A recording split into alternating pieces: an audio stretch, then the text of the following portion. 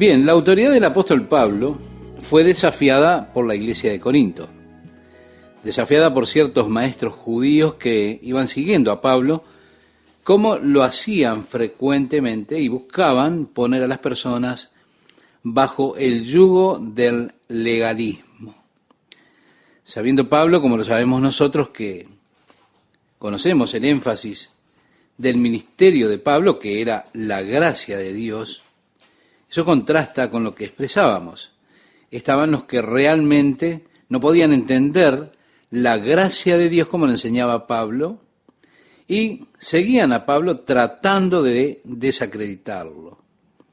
Ellos buscaban poner las personas que recibían el mensaje de la gracia de Dios bajo el legalismo, diciéndoles que no podían ser cristianos a menos que fueran circuncidados y obedientes a la ley de Moisés.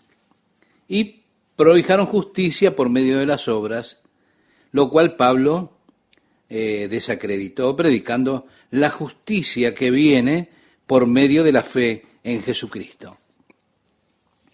Así que para apuntalar, podríamos decir, su propia posición entre la gente, ellos lo que buscaban eran derribar o desacreditar a Pablo. Bien, el apóstol Pablo era el que había fundado aquella iglesia. Pablo fue el instrumento de Dios para poner allí la base de esa iglesia. Él fue enviado a los gentiles, a las ciudades paganas, y compartió a Cristo con ellos, llevando a la gente al glorioso conocimiento del Salvador y Señor nuestro Jesucristo. Ahora, esos hombres que buscaban desacreditar a Pablo eran parásitos.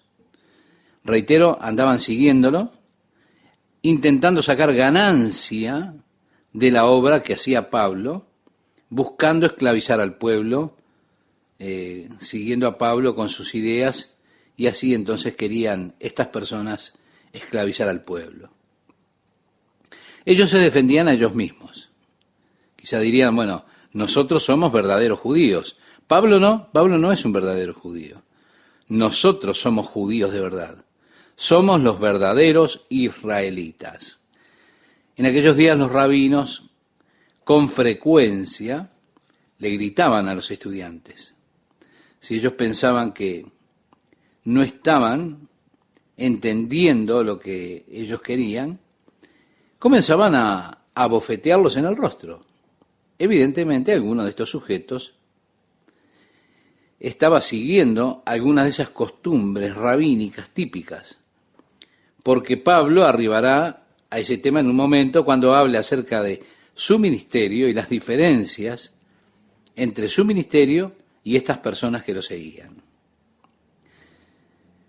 Habiendo derribado a Pablo, ellos estaban tratando de destruir lo que Pablo había dicho.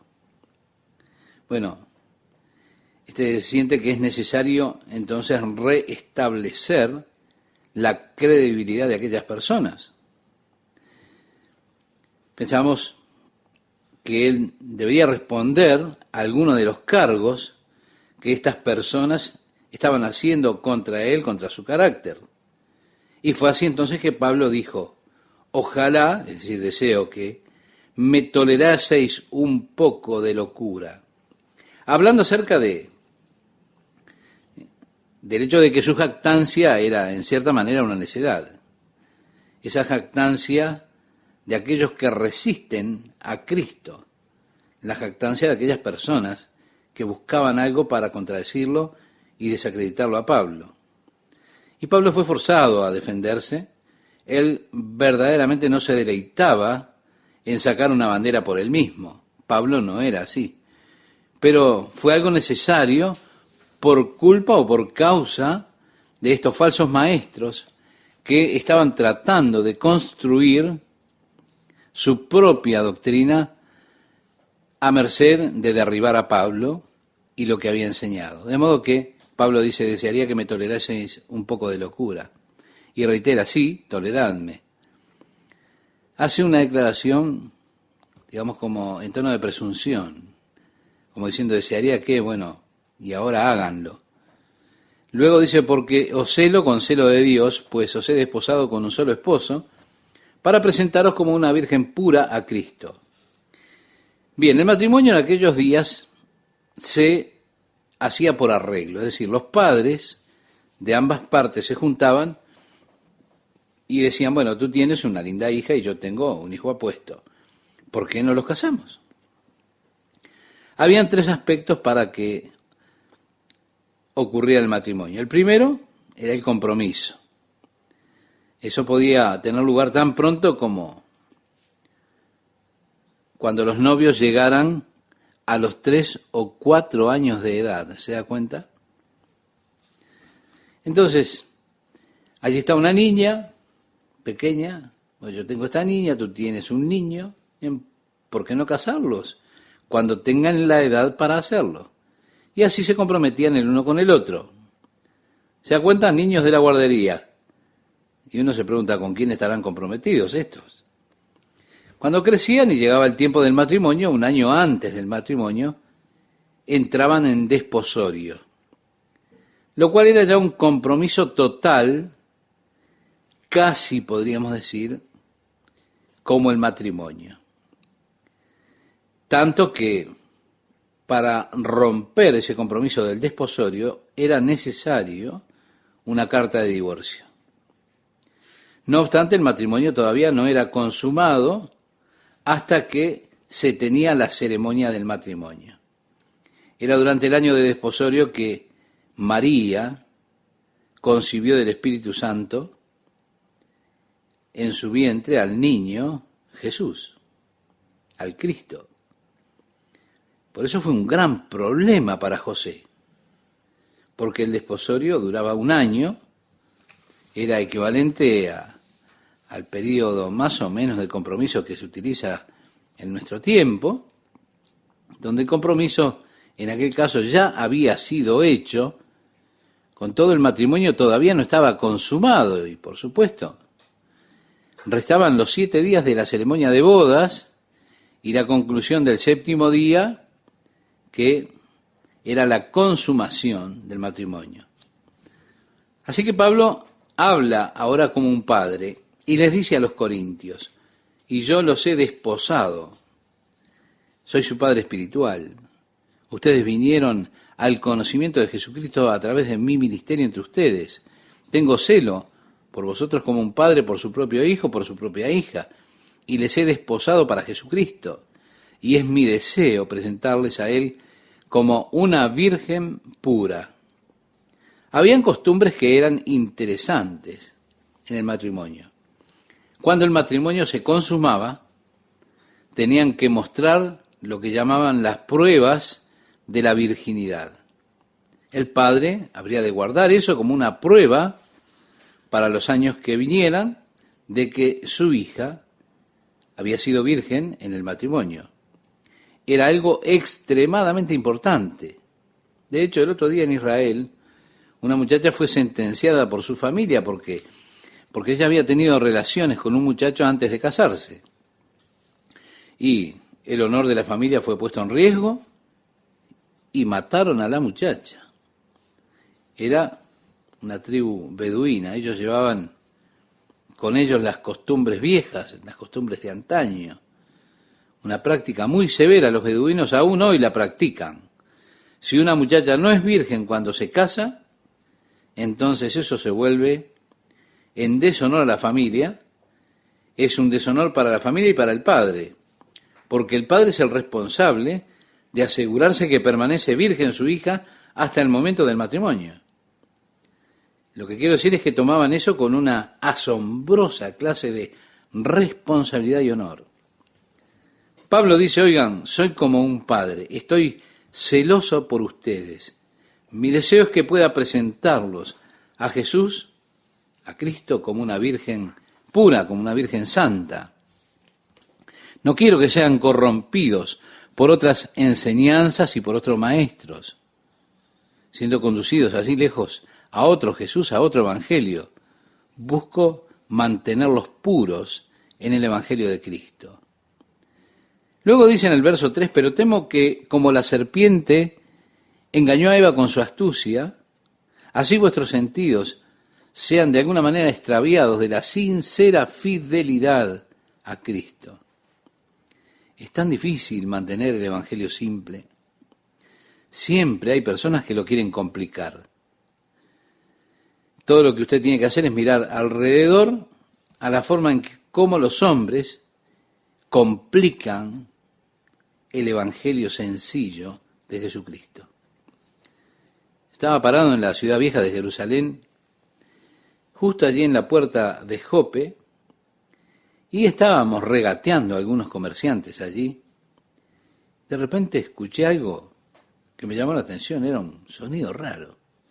Miré para ver qué era lo que estaba sucediendo, y un hombre de apariencia solemne me miró, y amigo, debía tener acidez de estómago o algo por el estilo. ¿Qué es lo que quiero decir? Que simplemente me miró de manera feroz y agria. Él venía con ese bastón dorado, un sombrero grande y rojo en su cabeza, una túnica negra, allí caminando por esa callecita de Jerusalén, la ciudad antigua, tomando ese bastón y golpeando la acera mientras caminaba calle abajo, erutando y erutando.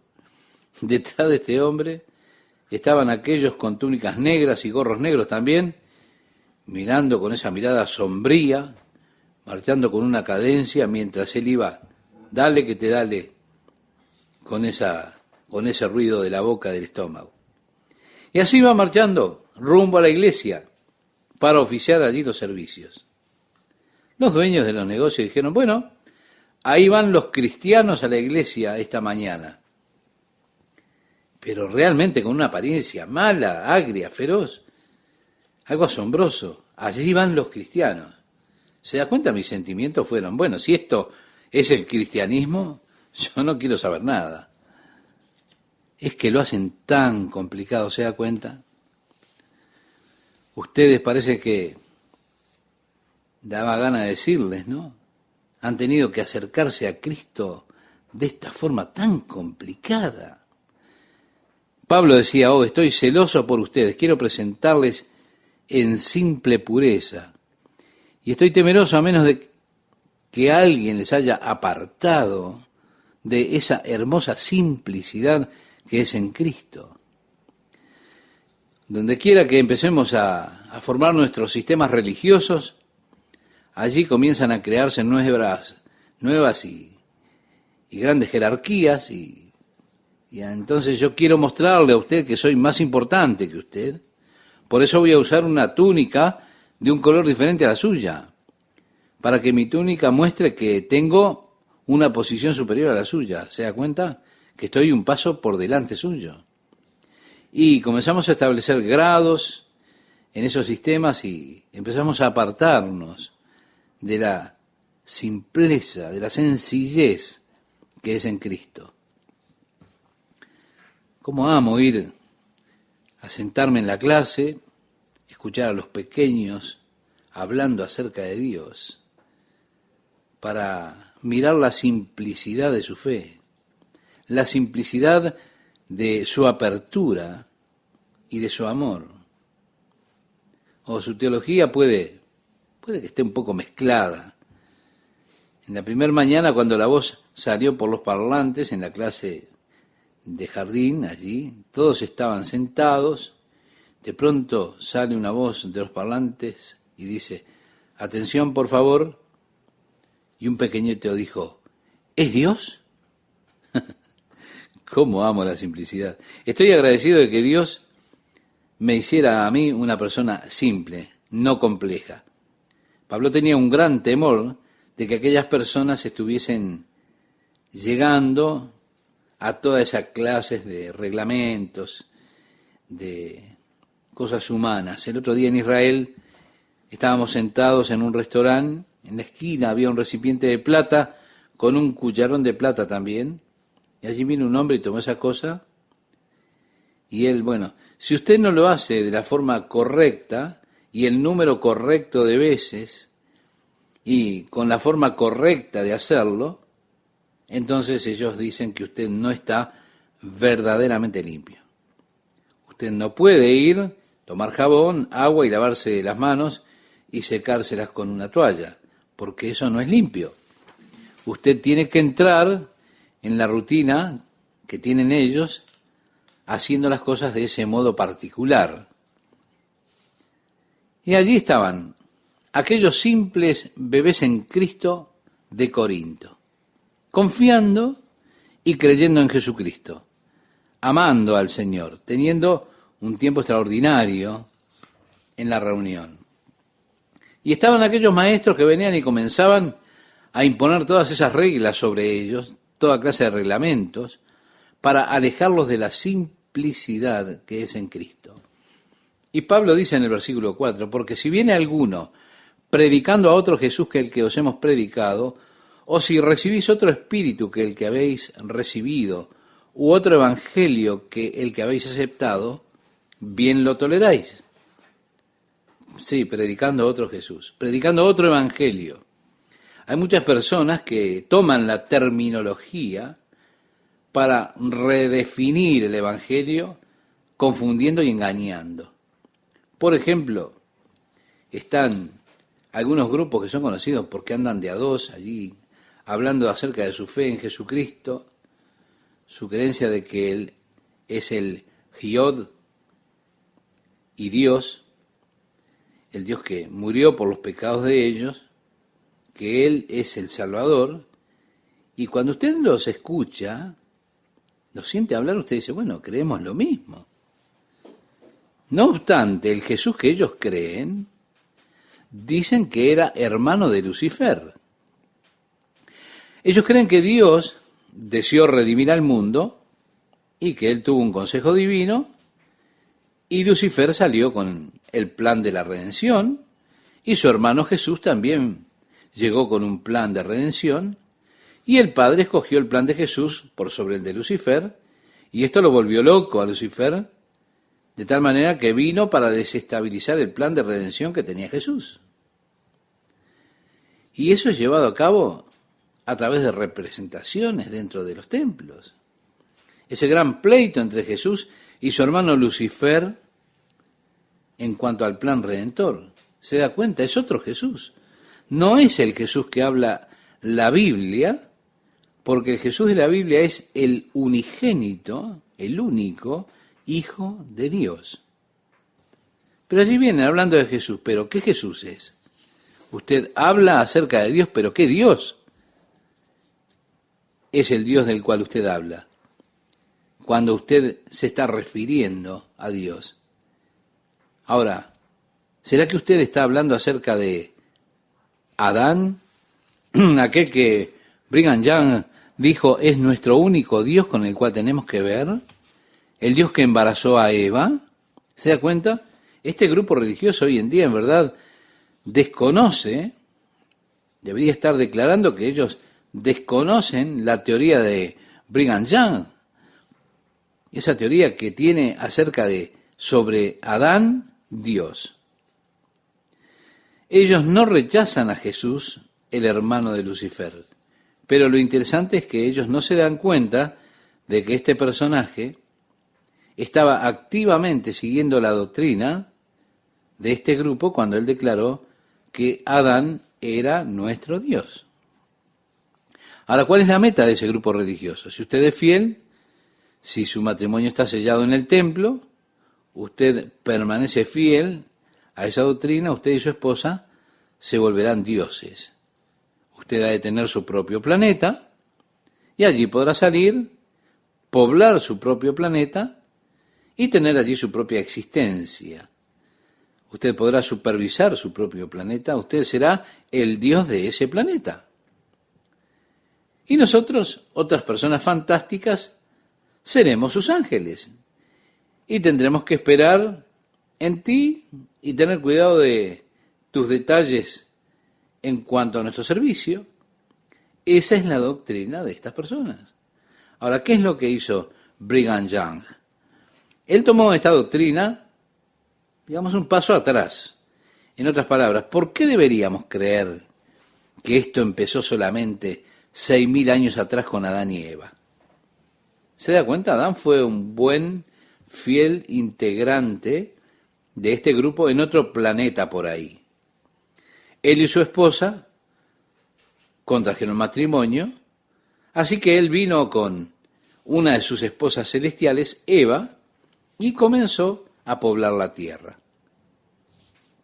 Young solamente tomó la doctrina de este grupo y fue un paso más allá. Ellos detestan el pensamiento de que Adán es nuestro Dios, pero simplemente es su misma doctrina la que establece que ellos desposaron a este hombre con esa esposa celestial y allí fueron, avanzaron sobre esta doctrina de que Adán es Dios.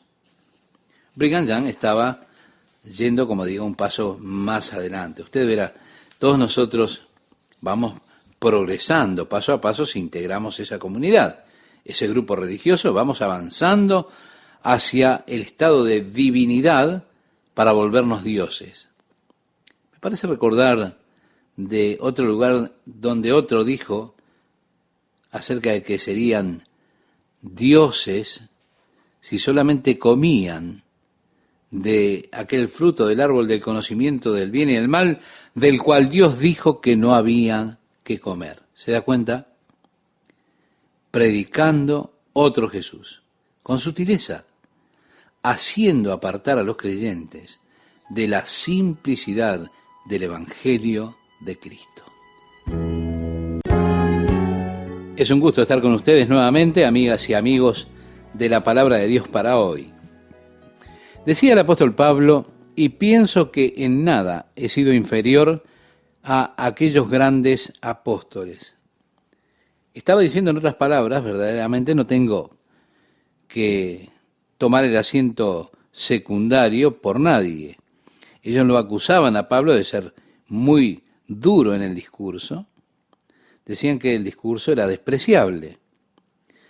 Decían que escribía cartas poderosas, pero su discurso era menospreciable.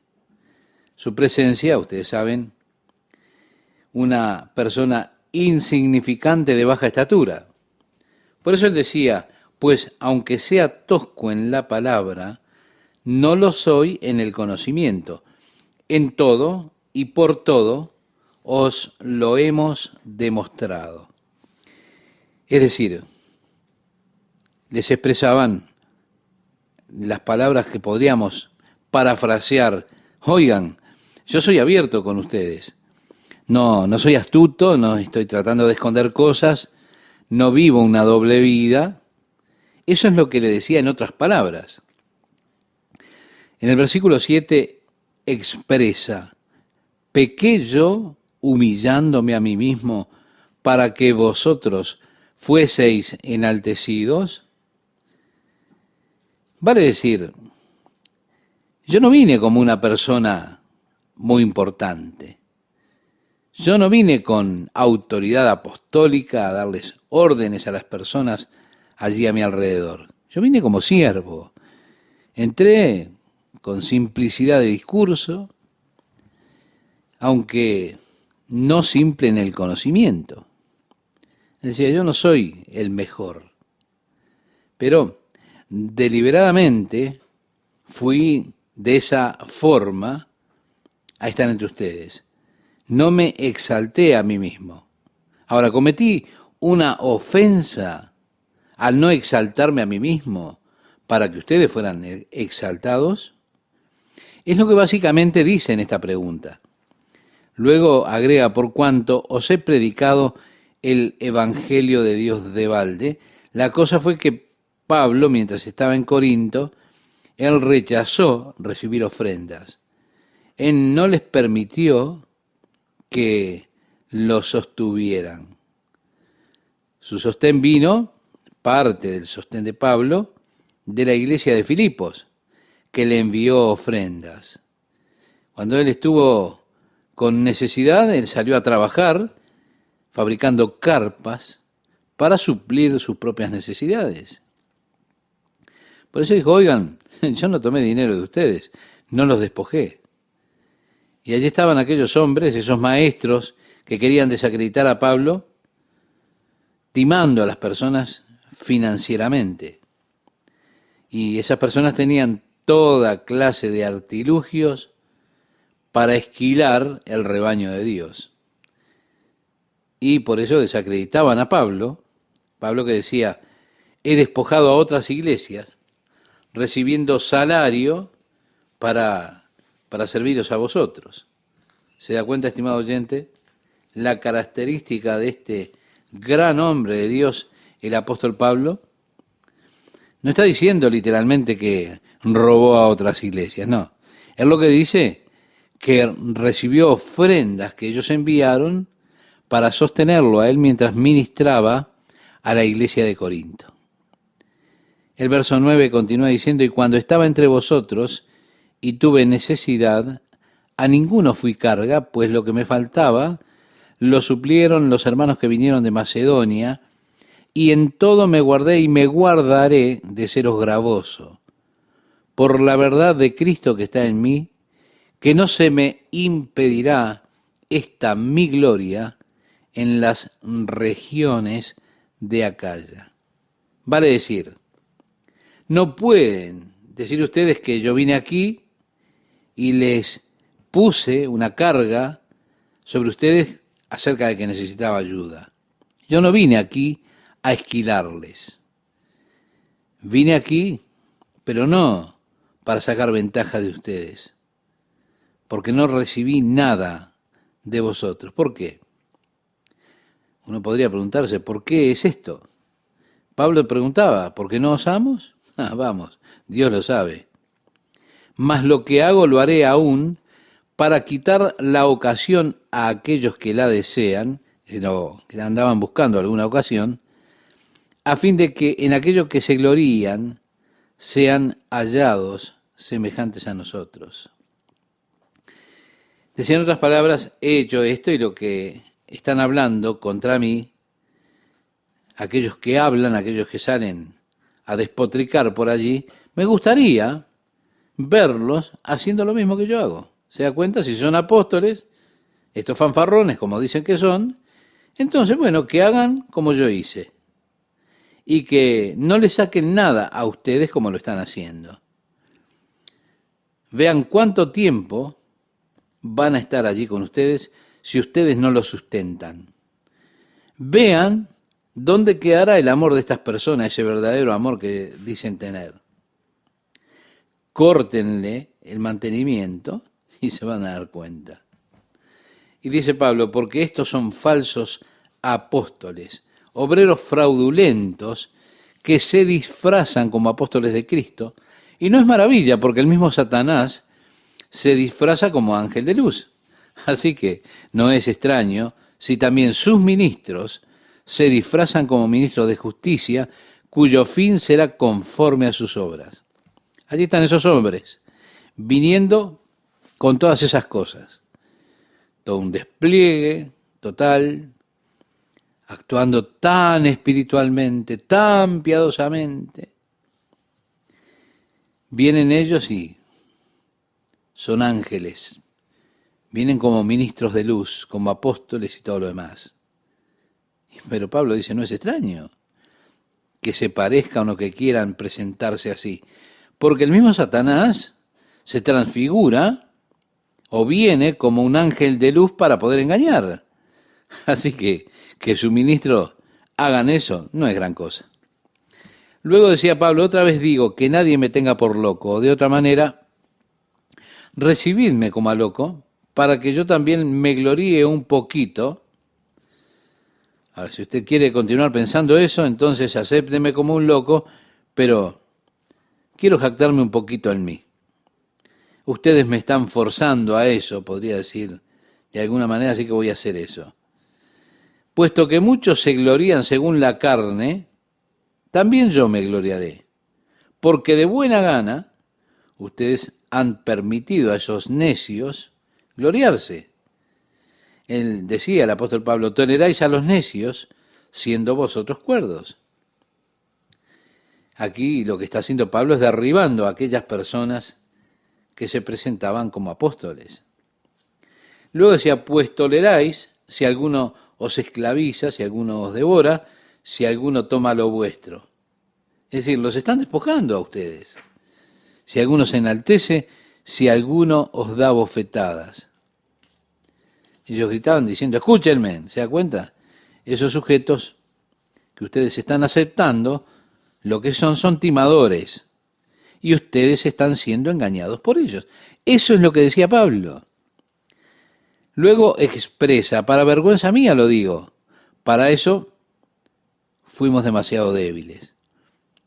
Pero en lo que otro tenga osadía, hablo con locura, decía Pablo, porque esos sujetos eran osados. También yo tengo osadía. Y mire lo que dice a continuación. ¿Son hebreos? Yo también. ¿Son israelitas? Yo también. ¿Son descendientes de Abraham? También yo. ¿Son ministros de Cristo? Bueno, como si estuviera loco hablo. Yo más. En trabajos más abundante. En azotes sin número. En cárceles más. En peligros de muerte muchas veces. De los judíos, 5 veces he recibido 40 azotes menos uno. 3 veces he sido azotado con varas. Una vez apedreado. 3 veces he padecido naufragio. Una noche y un día he estado como náufrago en alta mar. En caminos muchas veces. En peligros de ríos, peligros de ladrones, peligros de los de mi nación, peligro de los gentiles, peligros en la ciudad, peligros en el desierto, peligros en el mar, peligros entre falsos hermanos, en trabajo y fatiga, en muchos desvelos, en hambre y sed, en muchos ayunos, en frío y en desnudez, y además de otras cosas, lo que sobre mí se agolpa cada día, la preocupación por todas las iglesias. ¿Quién enferma y yo no enfermo? ¿A quién se le hace tropezar y yo no me indigno? Si es necesario gloriarse, me gloriaré en lo que es de mi debilidad. El Dios y Padre de nuestro Señor Jesucristo, quien es bendito por los siglos, sabe que no miento. En Damasco, el gobernador de la provincia, el rey Aretas, guardaba la ciudad de los damasenos para prenderme, es decir, para arrestarme, y fui descolgado del muro en un canasto por una ventana y escapé de sus manos. Se da cuenta, estimado oyente, esto muestra cuán incompleto está el registro del libro de los Hechos, por esto que Pablo describe aquí en esta carta a los Corintios, carta que escribe desde Éfeso al tiempo que podríamos ubicar en el libro de los Hechos en el capítulo 19 de ese libro. Cuando usted llega al capítulo 19 del libro de los Hechos, solamente 3 de estas cosas que Pablo enumera se mencionan. Pero todas estas cosas acontecieron antes del capítulo 19 del libro de los Hechos. Por eso uno mira que el registro no abarca todo lo que pasó. Simplemente se dan aquellos puntos relevantes. Pablo nos está dando un poco más ahora de las cosas que él tuvo que atravesar. Nos dice un poco más de sus andanzas, del apedreamiento en Listra y algunas otras cosas más. Pero amigo, por lo que este hombre atravesó al compartir el Evangelio de Jesucristo con las personas que nunca habían oído, es algo tremendo. ¿Usted piensa que ha hecho algo para el Señor? ¿Se ha sacrificado para Él? ¿Hemos verdaderamente hecho un compromiso? Entonces, mire a este sujeto. A mí me gusta Pablo, de hecho, ha sido un modelo en cuanto a la vida para mí. El compromiso de Pablo.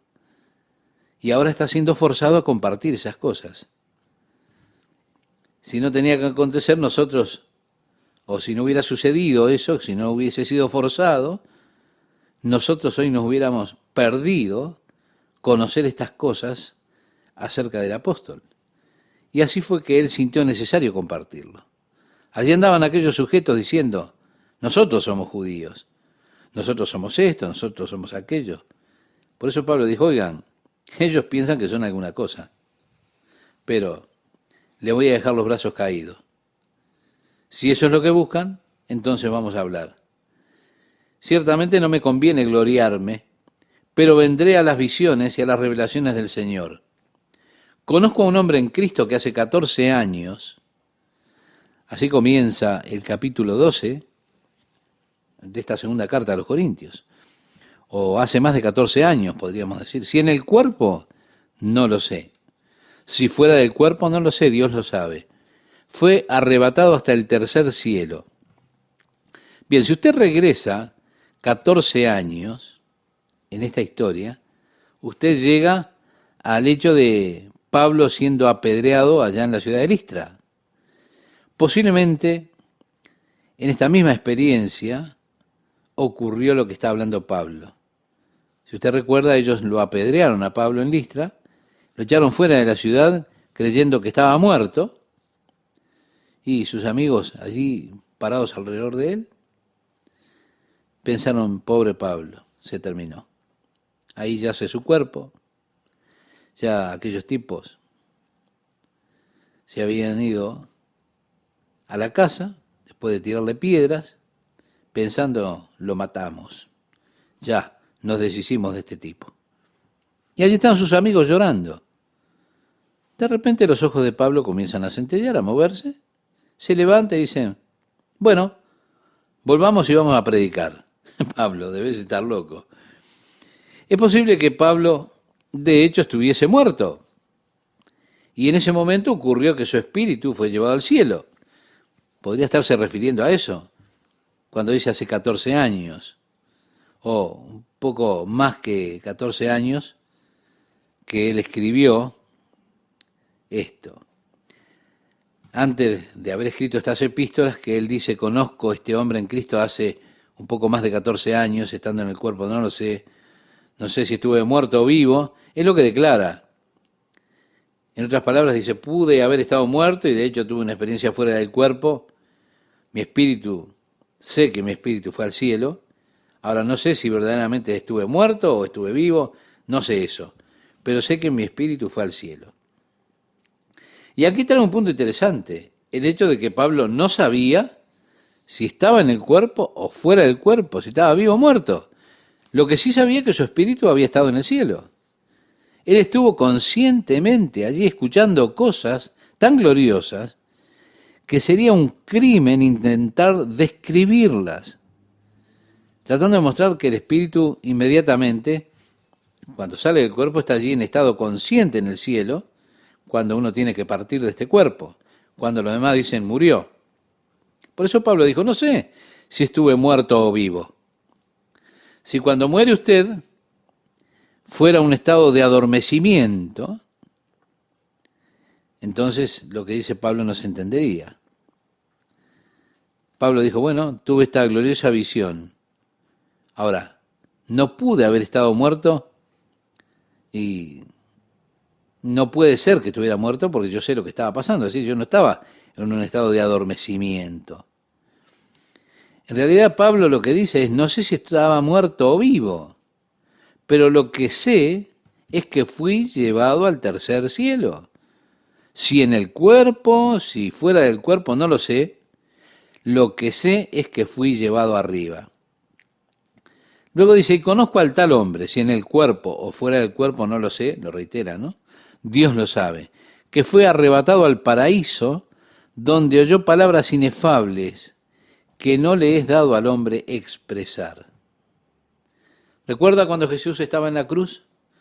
Allí había dos ladrones, uno a cada lado, y Jesús le dijo a uno de ellos, que lo reconoció como Mesías, hoy estarás conmigo en el paraíso. Usted lo puede repasar en el Evangelio de Lucas, en el capítulo 23, versículo 43.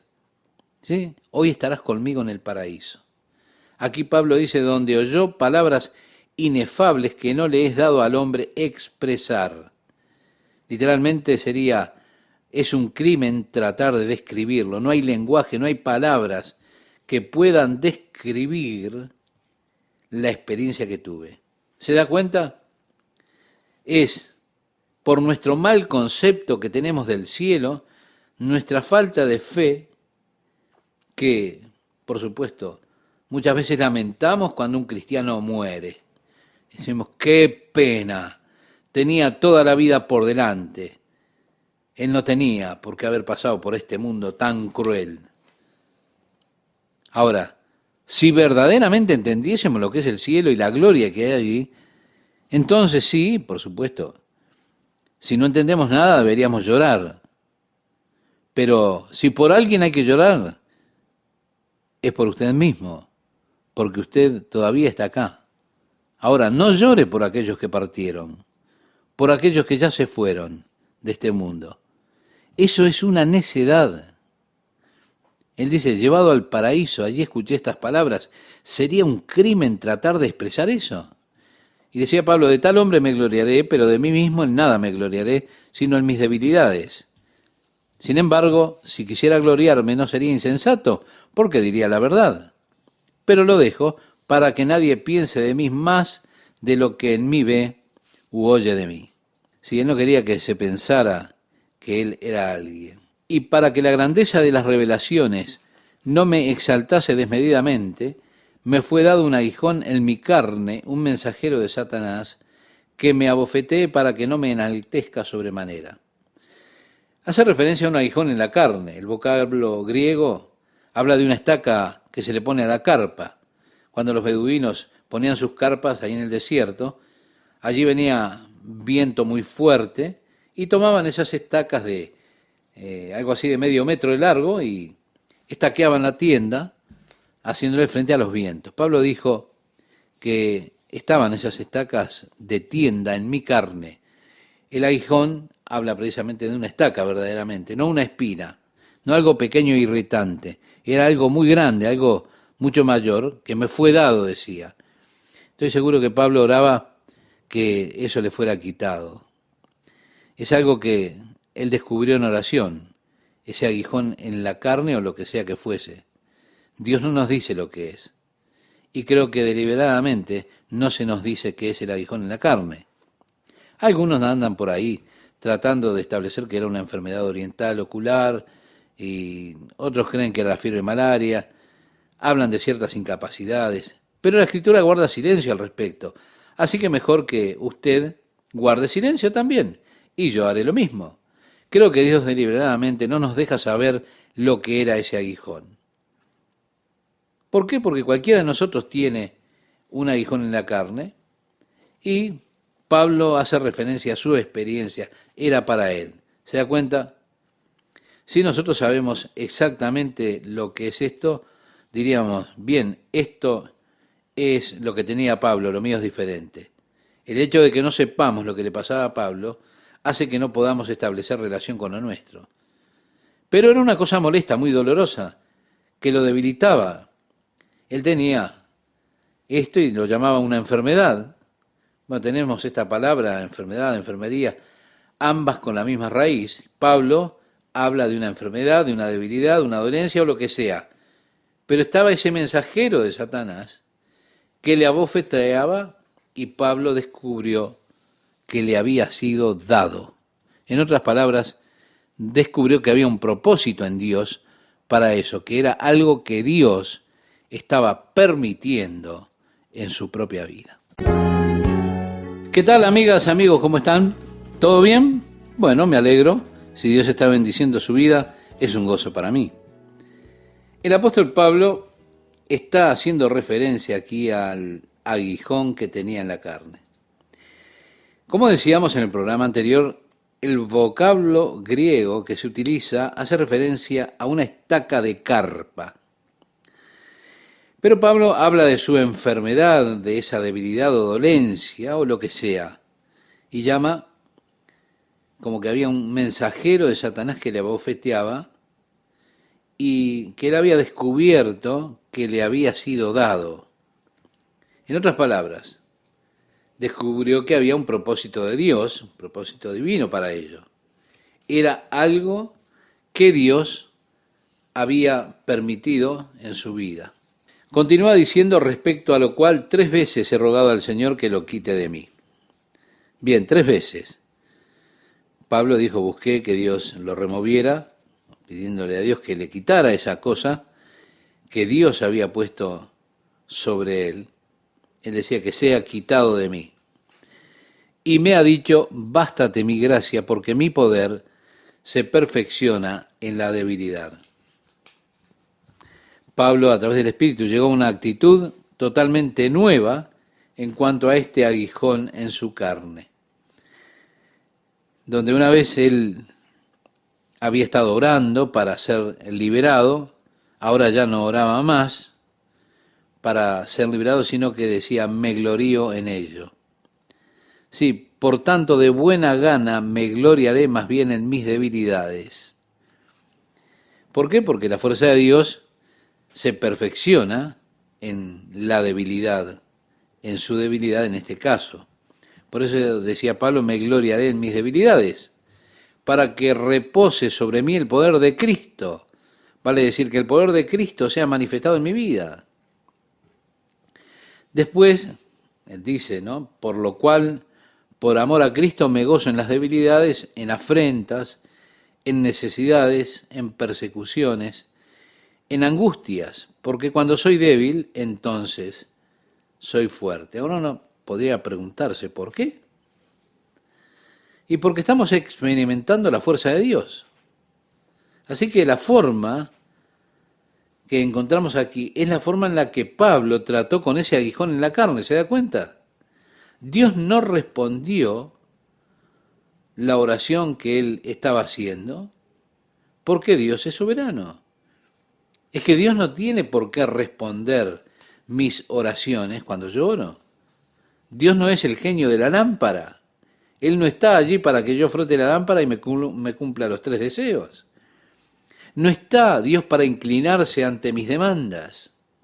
No, no soy yo el que está haciendo girar el universo. Si tengo un sentido correcto, tendré que mirar que ni siquiera puedo mover mi propia vida. Entonces encomendaré la protección de mi vida a Dios. Le encomendaré mi destino a Él. Voy a buscar la guía de Dios y la dirección de Dios para mi vida. Un hombre es un necio si trata de direccionar a Dios para que condescienda a Dios a su voluntad, a su demanda. ¿Qué es lo que sabemos? ¿Qué es lo que entendemos de las cosas que pasan a nuestro alrededor? De todo eso lo que vemos es una parte muy pequeña del total. He estado tan equivocado en mi juicio acerca de este tema porque no sé toda la verdad. ¿Cuántas veces tengo que decir eso? Amigos, si tan solo supiera todo, pero estoy aquí tan limitado en mi entendimiento, en mi conocimiento. Con todo digo, muy bien Dios, esto es lo que quiero que hagas y si quieres que siga sirviéndote, mejor hazlo o no creo más. Y si no actúas así, olvídate de mí, Señor. Tratando de torcerle el brazo a Dios, tratando de forzar a Dios a que se incline y haga nuestra voluntad. Mi fortaleza se perfecciona en tu debilidad. Es lo que Dios dice. Pablo oró y allí tuvo su respuesta. Claro, no era la respuesta que él estaba buscando. Y muchas veces es así. Dios no nos da lo que nosotros pedimos porque pedimos mal. Él tiene algo mejor. Lo que Dios tenía para Pablo era una revelación más grande acerca de él mismo. Pablo, no importa por lo que estás atravesando, mi gracia es suficiente para ti. Voy a permitir que vivas, Pablo. Ahora, ¿se da cuenta? Esta es una nueva revelación que se le dio a Pablo. Hay una actitud totalmente diferente o nueva hacia este aguijón que él tenía. En lugar de quejarse y renegar y decirle, Dios, quítame esto, quita esta cosa, Pablo llegó a decir, bueno, Muy bien. Me voy a gloriar en este aguijón porque por medio de él llegué a tener una relación más profunda con Dios, sabiendo más de su poder en mi vida de lo que alguna vez supe. Sí, un mensajero de Satanás que me abofetease. Dios lo convirtió en un instrumento de él para traerle una experiencia mayor del poder de Dios obrando en la vida de Pablo. Así que él tomó complacencia con esa debilidad. Y dijo, porque cuando soy débil, entonces soy fuerte. ¿Ve qué cambio de actitud tuvo Pablo por medio de la oración? En ocasiones este es el efecto más grande de la oración. La respuesta más grande a la oración no es sacarnos de la circunstancia que estamos viviendo, sino es el hecho de que la gracia suficiente de Dios nos toma en medio de esa circunstancia para darnos una gran victoria en nuestro corazón, para darnos un testimonio más grande al mundo. Que si al pasar por esta prueba, al atravesarla, nos mantenemos felices, gozosos, con ese espíritu de victoria en nuestro corazón, tendremos un testimonio más grande que si estamos siendo empujados por Dios. ¿Se da cuenta? Como si dice, ven a mí, sálvame, rescátame, sálvame de este dilema. Cuando queremos empujar a Dios, cuando queremos marchar así y clamamos a Dios, quítame esto, sácame esto, es mucho más grande el testimonio que alcanzamos cuando obtenemos la victoria sobre esa debilidad, sobre ese aguijón. Decía Pablo, me he hecho un necio al gloriarme, vosotros me obligasteis a ello, pues yo debía ser alabado por vosotros, porque en verdad todo el tiempo ustedes deberían estar encomendándome, porque en nada he sido menos que aquellos grandes apóstoles, aunque nada soy. Es interesante, ¿verdad? Él decía, oigan, no ando ahí detrás de ninguno de los principales apóstoles, porque yo no soy nada. O que Dios nos ayude a darnos cuenta de eso, de que no somos nada. Cuando usted piensa de usted que es algo o alguien, usted se está engañando a usted mismo y se coloca en una posición peligrosa cuando comienza a pensar de usted que es algo o alguien importante. Dios dijo, mi gracia es suficiente para ti, Pablo. Lo que sea que Dios haga por usted, Dios lo hace en base a su gracia, no lo hace porque usted lo merece. No es porque usted es una persona importante. Él es tan amoroso y tierno, por lo tanto cada uno de nosotros puede experimentar la suficiente gracia de Dios, aunque ninguno de nosotros la merece. Y así Dios da la oportunidad de trabajar, de entrar en su obra y de llevar su testimonio. Dice, con todo las señales de apóstol han sido hechas entre vosotros en toda paciencia, por señales, prodigios y milagros. Pablo declara aquí que una marca del apostolado era verdaderamente el don de milagros. Habían señales, prodigios y milagros. Era una parte de sus credenciales. Quizá usted diga, bueno, las credenciales de un apóstol de aquellos días. Esta es una de las cosas que buscan las personas encontrar en alguien que es un apóstol. Tiene que tener esos hechos poderosos forjados a través de ese misterio. El verso 13 nos dice, porque ¿en qué habéis sido menos que las otras iglesias, sino en que yo mismo no os he sido carga? Perdonadme este agravio. La única cosa en la que ustedes eran inferiores a las otras iglesias es que ustedes no tuvieron que ofrendar para mí. Quiero decir, ustedes no me sustentaron. Así que perdónenme por este agravio.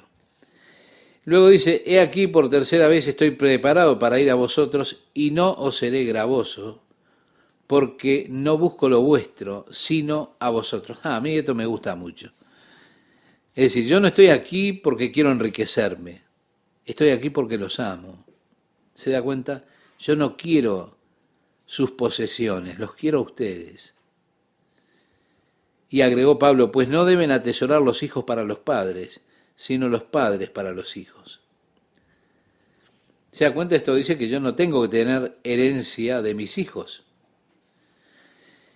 Luego decía Pablo, y yo con el mayor placer gastaré lo mío, y aún yo mismo me gastaré del todo por amor de vuestras almas. También esto me encanta. Amigo oyente, a usted no. Esta es la actitud de Pablo hacia ellos. Él decía, yo no quiero lo que ustedes tienen, los quiero a ustedes.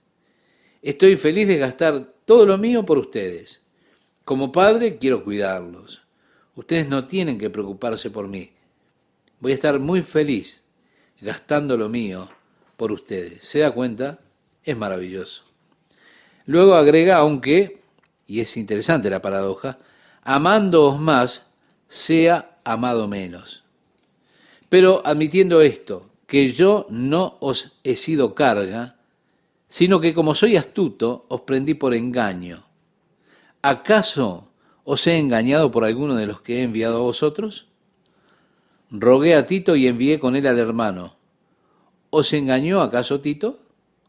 ¿No hemos procedido con el mismo espíritu y en las mismas pisadas? ¿Pensáis aún que nos disculpamos con vosotros? Delante de Dios en Cristo hablamos, y todo, muy amados, para vuestra edificación. Es decir, nosotros estamos allí y estamos con el deseo de edificarlos. Todo nuestro propósito es edificarlos. ¿Se da cuenta? Había una filosofía muy sutil del ministerio que es extremadamente importante. Muchas personas no lo perciben. Pablo la menciona aquí. Hay muchos ministerios que existen con el propósito de ser ministrados. Ahora, amigos, queremos que escriban en esta semana, necesitamos su ayuda. Nosotros tenemos que sacar nuestro programa en la televisión. Si usted no apoya el ministerio, no va a ser posible. Este ministerio está sustentado por el pueblo de Dios y siempre están presentando ellos sus necesidades, buscando que usted ministre las necesidades de ellos. Ellos existen para ser sustentados por las personas. Bueno, ese no era el caso de Pablo ni el ministerio de Pablo. Todo el propósito de Pablo era ministrar a las personas, no sacar de ellos, sino entregarles a ellos. Aquí está esta filosofía sobre la cual nosotros estamos fundados en Calvary Chapel. Y la aprendimos de Pablo. Nosotros buscamos edificarlo a usted. El versículo 20 dice, pues me temo que cuando llegue no os halle tales como quiero, desórdenes. Bueno, él dijo, yo iré por tercera vez y me temo que no los encuentre como me gustaría encontrarlos. Dice, y yo sea hallado de vosotros cual no queréis, que haya entre vosotros contiendas, envidias, iras, divisiones, maledicencias, murmuraciones, soberbias, que cuando vuelva me humille Dios entre vosotros, y quizá tenga que llorar por muchos de los que antes han pecado y no se han arrepentido de la inmundicia y fornicación y lascivia que han cometido. Pablo estaba diciendo, me temo que cuando vaya, si las cosas no andan derechas, me voy a lamentar por ustedes, porque Dios va a eliminar a algunos de ustedes. De hecho, lo que está expresando es acerca de que algunos de ellos podrían ser como aquellos Ananías y Zafira del capítulo 5 del libro de los Hechos. ¿Recuerda, estimado oyente, cómo Dios los hirió de muerte? Pablo está advirtiéndole a los corintios, a menos que ustedes limpien sus actos, bueno, me temo que voy a estar en el funeral de alguno. Que el poder del Espíritu de Dios obrando a través de mi ministerio y mi vida realmente caiga duro y fuerte y algunos de ustedes mueran, se podría pensar de esta manera. Dios ha de tratar severamente, si es que tiene que hacerlo, con su iglesia y para su iglesia, porque es la obra de Dios, y cualquier persona que se atreva a poner sus manos contra la obra de Dios, realmente se está poniendo a sí mismo en una posición muy difícil. Créame, mi amigo, mi amiga, yo no me atrevería a tocar la obra de Dios. Pero una persona que toma por su propia cuenta la obra de Dios, colocándose en una posición contraria a la voluntad de Dios, es una situación difícil para esa persona y Pablo les está advirtiendo acerca de esto. Luego expresa, esta es la tercera vez que voy a vosotros. Por boca de 2 o de 3 testigos se decidirá todo asunto. He dicho antes, y ahora digo otra vez, como si estuviera presente, y ahora ausente lo escribo a los que antes pecaron y a todos los demás, que si voy otra vez no seré indulgente. Es decir, realmente seré muy duro con ustedes esta vez. Pues buscáis una prueba de que habla Cristo en mí, el cual no es débil para con vosotros, sino que es poderoso en vosotros. Porque aunque fue crucificado en debilidad, vive por el poder de Dios. Pues también nosotros somos débiles en él, pero viviremos con él por el poder de Dios para con vosotros. Examinaos a vosotros mismos si estáis en la fe. Qué palabras, ¿verdad? Pablo decía, miren, yo voy a ir y la cosa será dura. Iré, pero no voy a ir en debilidad. Voy a ir en el poder del Espíritu de Dios para tratar con estos temas allí en Corinto. Así que es mejor que se examinen a ustedes mismos, porque va a ser algo duro cuando yo llegue. Recuerde usted cuando Pablo estaba en la isla, estaba ministrando al gobernador Sergio Paulo, había un hombre escuchando muy interesado, ese era Sergio Paulo, y apareció aquel hechicero Elimás, y comenzó a decir cosas contra Pablo. Pablo se dio vuelta y le dijo, Dios te castigue con ceguera, hombre. Inmediatamente este hombre quedó ciego y todos temieron.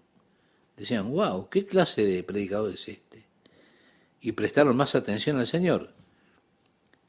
Por eso Pablo dice ahí, cuando yo vaya, iré en poder. Incluso Cristo fue crucificado en debilidad, pero Él fue levantado en poder. Y yo soy débil en Cristo, pero iré en poder. Así que es mejor que ustedes se examinen para ver si están en la fe. Y dijo, probaos a vosotros mismos. ¿O no os conocéis a vosotros mismos que Jesucristo está en vosotros, a menos que estéis reprobados? Mas espero que conoceréis que nosotros no estamos reprobados. Y oramos a Dios que ninguna cosa mala hagáis, no para que nosotros aparezcamos aprobados, sino para que vosotros hagáis lo bueno, aunque nosotros seamos como reprobados. Porque nada podemos contra la verdad, sino por la verdad, por lo cual nos gozamos de que seamos nosotros débiles y que vosotros estéis fuertes, y aún oramos por vuestra perfección. Qué glorioso es esto. Aquí estas personas se estaban haciendo pasar un mal momento a Pablo, hablando contra él y todo lo demás. Aún así, el corazón de Pablo hacia ellos es que ellos pudieran ser perfeccionados. El anhelo de Pablo decía, yo deseo que ustedes sean fuertes y yo débil, deseo su perfección. Por esto os escribo estando ausente para no usar de severidad cuando esté presente, conforme a la autoridad que el Señor me ha dado para edificación y no para destrucción. Es decir, no quiero ir con el poder de destrucción, quiero ir a edificarlos. Luego dice, por lo demás, hermanos, tened gozo, perfeccionaos, consolaos, sed de un mismo sentir y vivid en paz. Y el Dios de paz y de amor estará con vosotros. Saludaos unos a otros con ósculo santo. En algunas iglesias de esa parte este del mundo, en Grecia y otros lugares, en Italia, usted va y las personas le dan un beso en cada mejilla, ¿se da cuenta? Eso se practica todavía en la iglesia, saludarse unos a otros con un beso santo. Usted entra y cuando se va, le besan y dicen, arrivederci, hermano. Mire, yo con eso no puedo, pero aquí dice, todos los santos os saludan. La gracia del Señor Jesucristo, el amor de Dios y la comunión del Espíritu Santo sea con todos vosotros. Amén. Y terminando, quiero que usted note la presencia de la Trinidad en esta bendición del apóstol Pablo. La gracia del Señor Jesucristo, el Hijo de Dios, el amor de Dios el Padre y la comunión del Espíritu Santo sean con todos vosotros. ¿Se da cuenta? Unidos allí, Padre, Hijo y Espíritu Santo, en esta bendición del apóstol a la iglesia corintia.